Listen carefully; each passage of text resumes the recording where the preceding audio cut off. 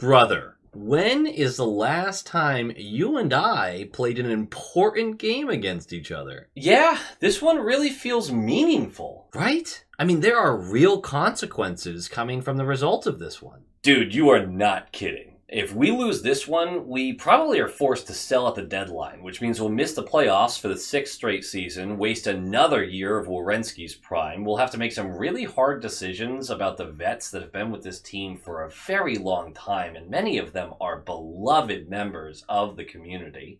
We'll also have to start focusing on the young guys who aren't quite developing the way that we want them to and are going to start feeling that pressure that seeps into every single move you make as you slip deeper and deeper into obscurity, all while knowing that the league is focusing more and more on these high-profile cities to satisfy these billionaire owners on their never-ending march to maximize profits at the cost of everything we love and hold dear, which will inevitably lead to the death of the Columbus Blue Jackets. Uh-huh. Yeah. And if I lose, nothing really happens, but still, it's important. I mean, yeah, it's an important game. I should be more thankful.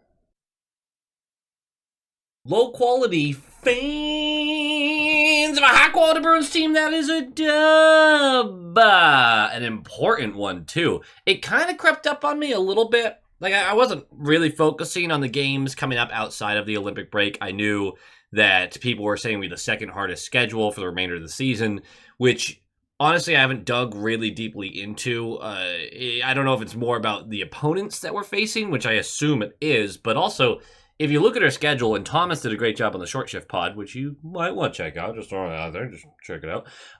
He did a great job during the podcast to kind of point out, not only is it 25 games in 47 days, but the travel between, the Bruins are ping-ponging around this country. Like, they're just going all over the place. So it's not only you're going to be playing some good teams, not only is everyone ramping up towards a playoff experience, not only are you just barely in the playoffs right now, and there's plenty of teams really trying to chase, but you're just going to be fatigued to hell. Like, you know this. We are going to have some games over the next month and a half, stinkers. Real tough watches. This, I would say, wasn't a stinker or a tough watch. It was messy, but like, you expect rust. It has been 2.5 weeks since a lot of these guys were playing at this level. So it's one of those things where you come out of that break and you go, oh yeah, we get Columbus. Okay, that's fine. Oh yeah, Columbus has been playing pretty well. Oh yeah, Columbus is behind us by 4 points and they have a game in hand. Oh, they're actually real competition to take this wildcard spot from us. Like, this game was actually really undersold by the importance of it. And even the pregame, they mentioned it a little bit before the game started, but I don't know. It felt like this was a big game. The problem is, when's the last time the Bruins played the Blue Jackets and you could say, well, that's a big game? 6 years ago? 2019, right? Like, it's been a while is all I'm trying to say.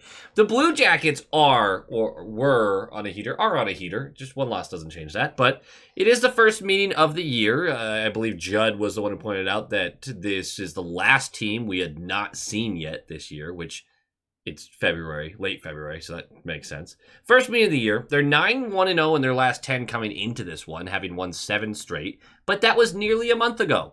So who cares? 4 points behind us, as I mentioned, for the second wild card with the game in hand. They rank 18th in the power play, 23rd on the penalty kill, 17th in goals for, and 19th in goals against. They only have 1 point per game player, and this player, of course, is leading their team in points, which is Zach Werenski, who better start getting more Norris buzz than he's gotten. I don't think he's going to win it, but Werenski has deserved more attention for a long time, and because of where he plays, he doesn't get it. Also, shoot, I want to say he's injured a lot, but now I feel like I don't know that for a fact. It just feels correct in my brain. See, this is what I mean. When you play in Ohio, it's tough to get the national spotlight. He does have 62 points in 52 games played, and he has not been a liability in his own zone. I would not say he's a tremendous defender, but he is a tremendous defenseman. They have been a good team, the Blue Jackets.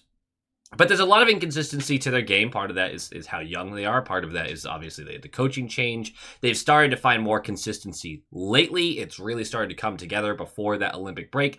I would argue that for some teams, the Olympic break was a welcomed reset.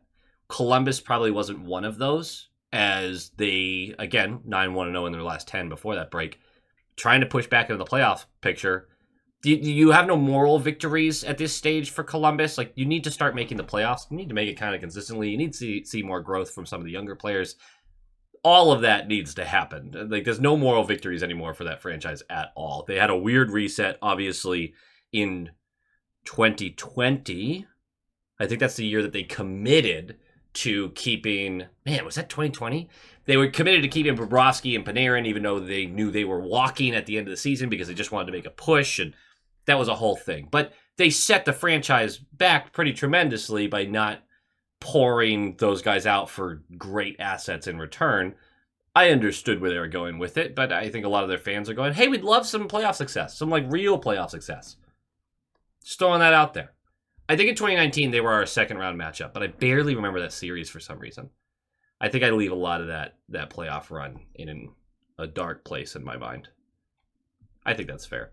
A huge part about why they're finding success this year, because their defense analytically is awful. They give up some of the largest high danger chances amongst NHL teams. But Jet Greaves, who got sniped from me in fantasy, God, I was so ready. I was on this. He was going to be the guy, and I was so right about that, but so was almost everybody else. I wasn't alone in thinking Jet Greaves was going to be incredible. He is behind one of the worst 5-on-5 defenses analytically in the league. He has a .910 save percentage across 37 games played. He's playing really well. He's a huge part about why they didn't fall too far out of the playoff picture. Well, they fell a little bit back, but they're still in it. And obviously their push back towards getting really close to that wild card positioning. Luckily, we're going to play Merzlikins, who has an .888 save percentage in his starts, and just... I think we know what Merzlikins is at this point. He's not a stellar goaltender, but yeah, he belongs in the NHL. You know, that's something. For the Boston Bruins, I'm going to give some lines here. They didn't last very long. Well, I guess the second line and the fourth line did, but the first and third, again, got scrambled pretty quickly. Huznadinov, Elias Pasta, Middlestat, Zaka, Arvidsson, Asamont, Minton, Geeky, Jeannot, Corrali, Kastelik, Aspro, McAvoy, Hampus, Lorai, Zadorov, Yoki Haru, Korpisal is in net. DiPietro is backing up. That will be important, which we'll get to that part of the game.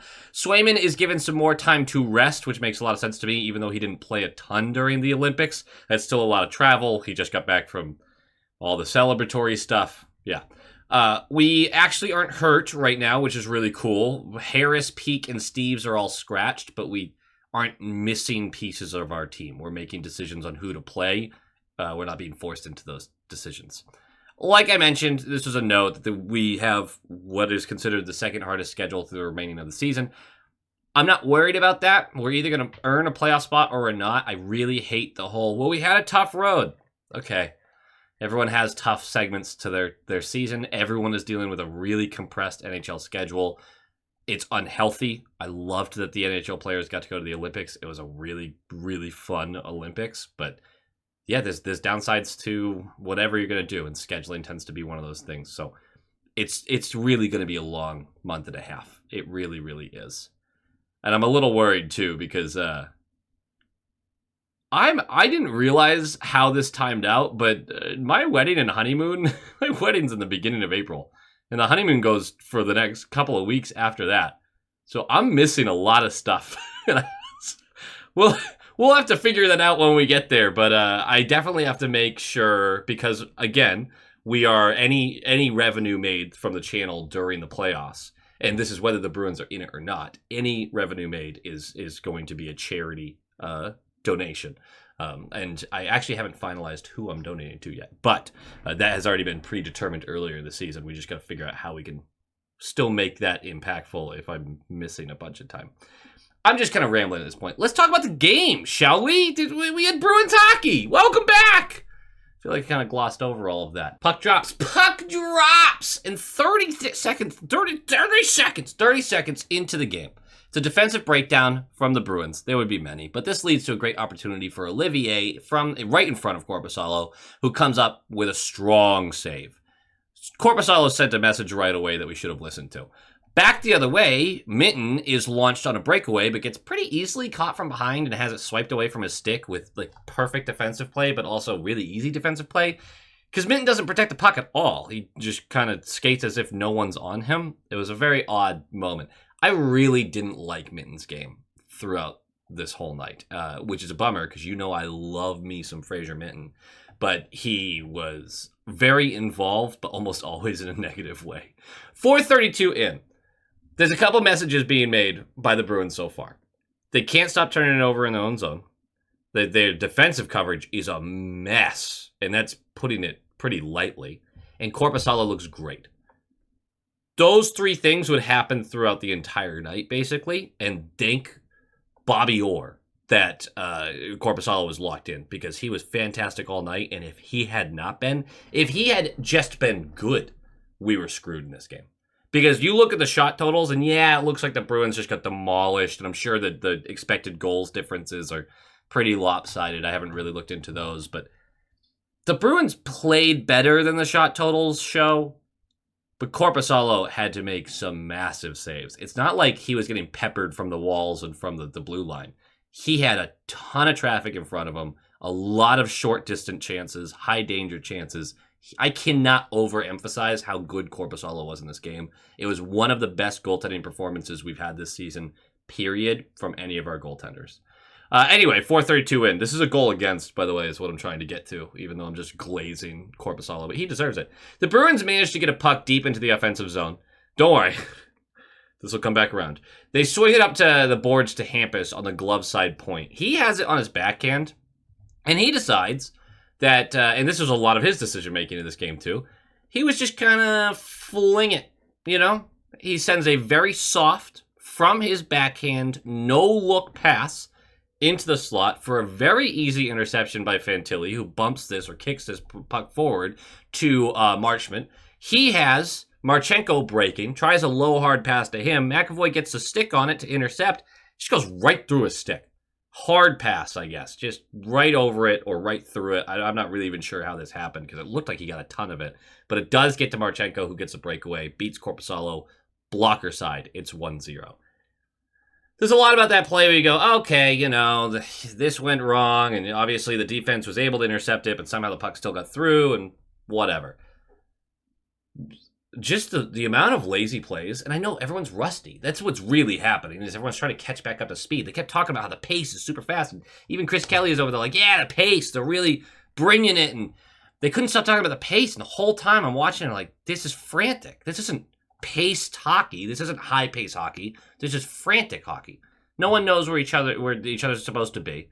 They're just flinging the puck around. They're truly the no-look shit that they were doing left and right.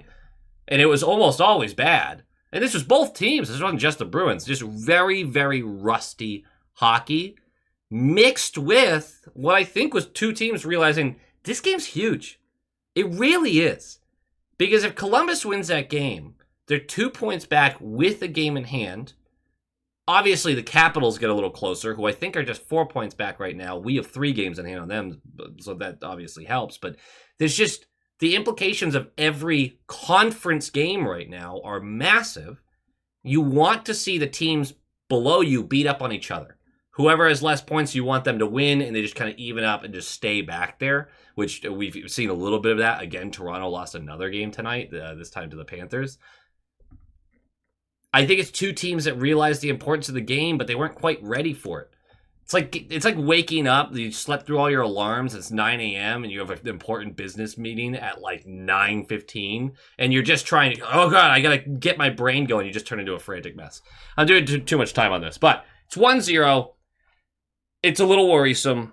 I kind of had it in my head that this was just going to be, okay, this might just be a stinker, and we'll say they were rusty, even though the other team was too. We'll just use an excuse there. 1 minute later, McAvoy, with space, has the puck in the glove side circle of the offensive zone, but forces the pass to a well-covered Zacha in the slot. They don't manage to get a shot off. 1 minute after that, a misplay by the Blue Jackets turns into a 3-on-2, but Elias forces a pass that is easily intercepted in the slot, and the play gets snuffed out. Again, people just didn't know how to make the right decision. Just frantic hockey. 9:23 left. Marchenko for hooking. We're going to do a power play. The kind of power play that makes you want to turn off the game and use a cheese grater on the most sensitive part of your body. Awful. Really, really bad. Shortly after that, the Bruins give up a 2-on-1. Huge sliding save by Korpisalo, one of many in the first period. Back the other way, several close chances for the Bruins as Merzlikins blew a tire behind his own net, which leads to a near wide open chance for, I can't remember who it was, but it bounced right over their stick. Maybe Corrali, but don't quote me on that one. I can't seem to remember. They nearly get a freebie, though. They keep pushing the puck back into the slot, into the crease even, and just can't seem to get it to bounce the right way for them. They can't get the puck past Merzlikins. It's very frustrating. During this entire play, and I'm talking like 25 seconds of it just continuing getting knocked behind the net and then back in front of the net and then behind the net, back and forth, Aspero refuses to leave the net front area. And so the whole time I'm watching this just going, this is just going to be a 2-on-1 against the Bruins. Unless they bury this, like, this is a fast break the other way, and you're already down a goal. And that's exactly what happened. Because when it finally does land on a Blue Jacket stick cleanly, Aspero's way too high in the zone. All the forwards, you're not going to ask your forwards to leave the net front when the puck keeps going there. That's where you're supposed to be. Aspero, you got to back off at some point. You can't just commit to that. Either way, and Aspero was actually good in this game for the most part. He really was. This is one shift where I went, what are we doing? He's clearly trying to get more involved offensively. I don't think that's a bad thing, especially when it's as a puck carrier more so than like, I'm trying to score the goal. No, I'm trying to support the offense in these rushes. Either way, it ends up being a 2-on-1 for the Blue Jackets, and Korpisalo again has to save the bacon. Another huge save by him. 4:09 left. The Bruins get the puck deep. It gets wrapped around the boards, and it finds Arvidsson high in the zone on the glove side wall, so much closer to the blue line than he is to the back wall. He just hammers this on net and says, screw it. I like to shoot. Shoot, man. It gets deflected off a defenseman's skate or stick or something and goes low blocker, and it's 1-1. Pucks to the net. It's just not a bad idea. I think Arvidsson's one of those guys. It's such a nice pucks to the net thing, and he'll have seasons and has had seasons where pucks to the net simply wasn't enough, and it was just bad luck or not enough good luck. But he just shoots all the time. And we talked about it when we brought him in. He's a trigger man. He's going to get the puck to the net, and there's been either enough good luck, enough good bounces, and enough skill by him. He can also finish a shot. Like he's really good offensively. But the net front presence has also been pretty good on that line. There's just a lot to like about what Arvidsson does. This is not a player I would commit to long-term by any means, but he's been a really good Bruin. And we're going to talk about him a little bit in the game notes as well. So, it's 1-1. Love to see it. 2:09 left. Asamont, stickless, is going to go for holding. We're going to the penalty kill. We do kill that off. Second period. 6:13 in. Korpisalo takes a lot of contact during a save from Wood. And Woods is going to go for goaltender interference. Korpisalo gets pulled by the spotter in the break before the actual play starts. So DiPietro, who had to be the backup for this because Swayman's on an off night, he gets to take the net for what I believe is his professional debut during a regular season game. Luckily, the team's on a power play, so obviously you feel fairly good about that. 39 seconds into the power play, after a scary moment that looked like Coyle was maybe going to get a breakaway, but the play does get snuffed out, the Bruins get set up. Pasta tries to feed it to Geekie, who's in the blocker side circle. Geekie fumbles the initial pass and passes it back up to Pasta, who looks like he's about to work his way towards the opposite side circle. But it's very clear, and I don't know why the Blue Jackets do this. Watch the tape, boys. They back off Geekie a lot. They're really leaving him open. And so Pasta just, all right, I'm skating this way, but you know I have this crossbody pass in my back pocket at all times. Whips this right back to Geekie. Knee down, one-timer, clapper, blocker side. And it's 2-1 on the power play goal. Geekie just can't stop. And he has a really great shot at 40 goals. He needs 7 more goals in the next 24 games. That's really doable if, he can continue doing what he does. 50's probably out of reach. 17 over the next 24. That's a lot. But if you get to 40, that puts you in a really, really special spot. 40's hard to get. Not a lot of players get 40, even rarely in this league. Like, you get a handful of them every year. So just an awesome pace for him. About 7:30 left of the period, Korpisalo returns after being cleared by the spotter. DiPietro's night ends after about 6 minutes. 2 saves, though, and one of them was a pretty good one. So that was great to see. I do want to take a second here to talk about DiPietro, because I saw a bunch of comments on social media about how he should be the full-time backup. For some reason, 6 minutes of play and 2 saves really reinvigorated everyone to why DiPietro should be in the NHL. I'm not saying that's wrong. I mean, obviously, I'm saying if you're making decisions off of 6 minutes of play, that's probably wrong. But Korpisalo has not been stellar this year, which is a really weird time to talk about this, because this is, again, one of the best goaltending performances we've seen this year from a Bruin goaltender. But DiPietro's preseason was really bad. Like, his camp and preseason were really underwhelming. And I feel like a lot of people kind of gloss over that. And so there's a reason why he didn't start with the team. No one forced Korpisalo to get moved, right? That includes Bussy, who's been great in Carolina. But there truly wasn't a goaltender. And I understand that their AHL numbers were fantastic. I understand that. But when the season started, through training camp, through practices, there was nothing indicating that someone was forcing Korpisalo out of the net. And DiPietro, again, it was a really bad camp. It made sense why Korpisalo stayed the backup. It really did.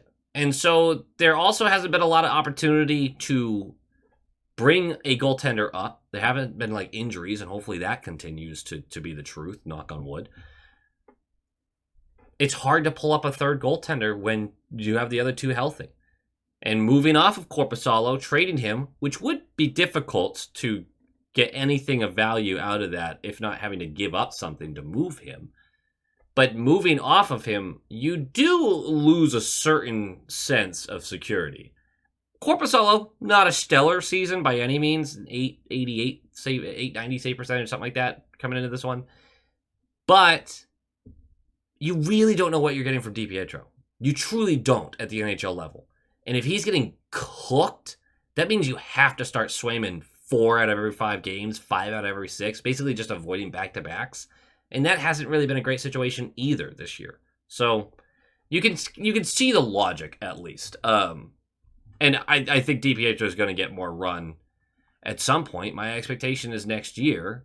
And he's in his mid-20s, 25, 26 now. So, we'll see. We'll see with that kind of stuff. Let's go to the third period. 8 minutes in, it's a great pass by Pasta. Gives Elias a chance in front of the net, but he can't handle the puck well and isn't able to finish it. Which is fine, though, because as frustrated as Pasta might be that was an excellent play that doesn't end up going to the net, it's quickly followed by a reset and a chance for Pasta from a sharp angle, but a mostly open net, and he sends it wide, and he's pissed. So I'm like, all right, well, you can only be mad at yourself here. 8:31 in, Marchment for slashing. That is a brutal, awful, terrible call. I mean, that's as bad as it gets. He made a perfect defensive play. Perfect. And they called it. I don't even know how they called this. I have no understanding as to why the Bruins get a power play here. We don't do anything with it, though. And I was expecting a makeup call. Never came. 8:45 left. Werenski on the blocker side point of the O-zone tries to send the puck down the boards to keep the offensive play going. It gets deflected by Jeannot and bounces across the blue line to Corrali. It's a great bounce for us. Even better, the defenseman on that side of the ice stumbles, which allows Corrali to go by him, get all the way down into the blocker side circle. Defense closing in at that point. We know Corrali isn't the fastest guy on skates. He goes, I'll take one out of Arvidsson's book, and just loads up and smashes this. Glove side, posting in. It is 3-1. Little Curra leap after that. His sellies are always beautiful. Every Corrali goal feels like a big one, and this was a big one. This was a really big goal. Go up by 2, less than 10 minutes left in the third period against a team that you just really need a regulation win here. You really need one. Great way to come out of the break, too, even with a messy game. 6:15 left. The Bruins decide to invite the Jackets back into the game, though. Werenski feeds Marchment on the right side of the neutral zone. He's going to skate down, and the Bruins are just going to back up and give space. Now, there was a lot of criticism for how easy this was for the Blue Jackets, and I agree. I don't blame the defensemen, though, because the defensemen have their forwards right in front of them. So as the forwards back up and the defensive back, the defense has to move back. You have to trust your forwards are creating that wall on the blue line to prevent easy access. Puck gets into the zone. Marchment hits the brakes when he gets just about to the glove side circle. But the forwards kept backing up. But they also weren't covering anyone. And so there's a very easy passing lane from Marchment to Fantilli, who's in the middle of the high slot. Middlestat is right there. Lazy back checking, covering no one. Zacha is also there, but he's more pushed down into that circle covering Marchment. So he's not like up by the Fantilli portion of it. And then Arvidsson is there, but Middlestat's by far the closest and should have had this coverage taken care of. Fantilli has all the time that he needs to step into his shot, pick his spot, and go blocker side for a 3-2 game. It's just, Middlestat's a bad defender. He really is. And we've known this about him. It's largely, it's a large part about why he's not really a center on this team too typically. They move him to the wing when given the chance because you can't trust him defensively. Offensively, he's skilled, but he definitely needs someone else to drive the line. He's just not a center in the NHL. That's just what it is, right? So just a bummer to so easily let them back in. Hell of a shot, though. Pretty sure this was posted in as well. 5:30 left. More defensive breakdowns lead to net front chances for the Jackets, but again, Korpisalo comes up huge. I'm using just a general sense of this because there were so many chances given to him in this small window, and Korpisalo just kept stopping him. Incredible performance. Jackets will pull Merzlikins with about 2 minutes left, and with about 30 seconds left, Arvidsson is going to get the empty netter. Pasta ices it twice, aiming for the empty net. So really not a great way to finish this game. The last 7 minutes, you were in a shell. And I couldn't tell if it was, this time I couldn't tell if it was a shell or you just couldn't get out of your own zone. You're just getting pinned. So a conversation to be had about that. But again, one of those just messy games. And for game notes, it's pretty simple because you can't learn a lot from this game because of how much rust was getting shaken off. How messy in general it was. There was some poor refereeing in moments. I think the Bruins definitely got the better side of the refs in this one. Not just that one call, but the Bruins played a largely clean game. I'm fairly impressed with that because typically they're doing a lot more holding and grabbing and things of that nature. Fairly clean. Definitely got away with a few, particularly early in the third, I thought. But, you know, that all works its way out. We had a couple games in Florida that didn't feel quite that good. Although, wait, wasn't it one of the games in Florida was very good for the Bruins refereeing wise, and the other one was terrible? I think that's the way it went. So I don't have a lot of notes to be actually taken from this, but that's a huge win. First of all, it's just a huge 2 points. Any time that you can get 2 points at this point in the season is going to be massive. And I know, like, every 2 points is worth the same as any other 2 points, but it's really not. And when the games ramp up like this, you want to try to make teams' decisions for them.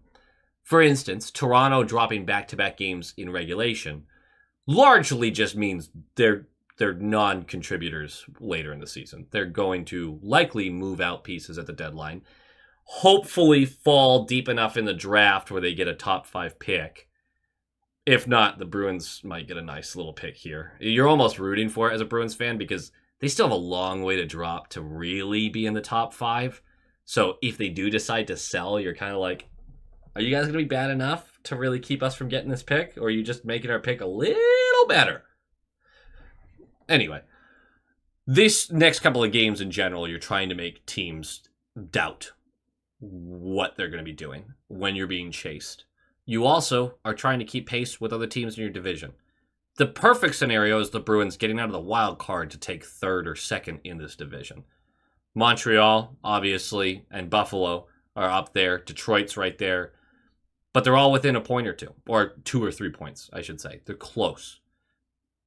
Get a little hot. A couple teams get a little weak. You get to bounce past somebody. It just eases the burden, especially in the last 2 weeks of the season, which, again, these 2 points now, it just means you're at least keeping pace. And it means that any team behind you, not catching up, right? These are simple concepts. I'm not telling you anything you don't know, but you just look at trying to get to that 95-point margin, and the Bruins are well on their way there. I will say that there were comments made before this game from Sweeney, basically calling us fence sitters at the deadline, more cautious than the previous 10 years, I think is close enough to the quote. So what does that mean? It means exactly what we've been talking about for the past month and a half, right? The Bruins are looking for a deal for a long-term fit. Somebody who has 3, 4, 5 years on their contract, who fills a need. This team has plenty of needs. And we can move off of some of these really young guys that don't quite fit the timeline exactly the way they see it. Pasta's timeline, basically. So a guy like Patra, right, is very possibly getting moved. What I do take from this comment, though, is Peak will get moved. There's going to be a real push to get some sort of asset from him. So that's your seller side of things. But your buyer side is, quite frankly, we might just stay put, or we might grab a big fish that has a lot of term. That's kind of your two options. They're not going to do any rentals. And I said we were going to mention Arvidsson again. Arvidsson's going to be your rental. I could see them moving him. I'm not ruling that out by any means. I don't know if there's a team that is going to trade for Arvidsson, who is in the last year of his contract, 33 years old, 50, up to 16 goals maybe, something like that. It's right around there. He's a good player. He's a good supplementary player, and he's been really good this year. It's the kind of guy that the team that's a contender goes, I'd like to have him on my third line. I would really like to add some depth scoring for us. What are they willing to give up? Because if you're getting a first or second for Arvidsson, you kind of have to do that. I have a hard time seeing a team give up a first or second for this particular situation. If Arvidsson had 3 more years, maybe, right? Or 2 more years on his contract, not like too long, but just a couple more years. My guess is the offers you'll get are very much middling pick, like a 4th or 5th round pick, B-level prospects, like things that really aren't what the Bruins are looking for right this moment. They're either looking for a high-profile pick or a high-profile prospect, but more importantly, someone who can help right now. I just don't see that coming back for Arvidsson. If a team is offering a 4th round pick, I'd rather just keep Arvidsson because they're in a playoff position. And I know I've said this before. I'm sorry I'm repeating myself so much, but you're in a playoff position. Your team is looking at you to say, hey, man, we've earned this. We've earned this spot, and he is contributing to the team. Like, let us play. And they deserve that amount of respect. And again, you want the front office to make hard decisions that are right for the franchise's future. A 4th round pick just doesn't mean enough to take away an asset that is helping the team right now while they're in a playoff position. Do I think they're going to get smoked in the playoffs? I still kind of think that. I think they're going to be a hard out. I genuinely do. I think we're a tough team to truly snuff out. But other teams outpossess us pretty easily. They outchance us pretty easily and consistently. A lot of our lines lose their battles pretty consistently. I just don't know if we have the structure and the goaltending to truly go on some crazy miracle run. The good news about hockey, though, and making the playoffs is that's still possible. It's never a 0% chance. So even if I'm a little dubious about what the Bruins can actually do in the playoffs, I'd rather have Arvidsson than a 4th round pick. I think I'd rather have Arvidsson than a 3rd round pick. But if someone offers a 2nd or 1st, I take the deal. If someone, especially a 1st, obviously a 1st, you're like, yes, okay, this is what we need to move forward. And likely that 1st is going to get flipped for something else in the future. But that's the only time I'm really moving them. Or a high-level prospect or part of a package for somebody who's like a true difference maker right now. I just don't see those deals coming to fruition for Arvidsson. The only way I see something like that is if you're giving up a bunch of younger pieces to bring in, again, a right-handed defenseman or a true top 6 difference maker. And again, you're moving your Patras and one of your first round picks and things like that. So yeah, that's just where I stand with Arvidsson. The problem is, if we do keep him through the deadline, there's going to be a section of the fan base that is screaming about how dumb that was, but they're not going to know what deals were actually on the table for him. So if it ever came out that we turned down a first or a second for Arvidsson because we'd rather keep him for this playoff run, yes, torch him. They like complain, criticize everything. But otherwise, I think it's just going to be a self-rental. I don't know. We'll see. But that's where we're at. We have obviously a ton of important games coming up. It's just going to be that way. But I think the Bruins are in a good spot. And hopefully they can kind of keep this momentum going. Good game. Messy game. Not enjoyable through all of it, but interesting for sure. Go Bees. Go Bees! Hey guys, thank you so much for watching this video and joining me as we experience this crazy Bruins season together. The names popping up on your screen now are from the top line tier and the all-star tier of the YouTube membership program for this YouTube channel. I greatly appreciate each and every one of you who help support the channel so that we can do more fun things, and I am always open to more ideas of how I can help give back to those who support the channel. At the end of the day, this channel is always going to be about the community, and I want to continue to grow that way, so please always feel free to reach out with new ideas and fun ways we can expand on this, or if you just need someone to talk to, I'm always here for you guys. Thank you all for your support, and as always, Go Bees!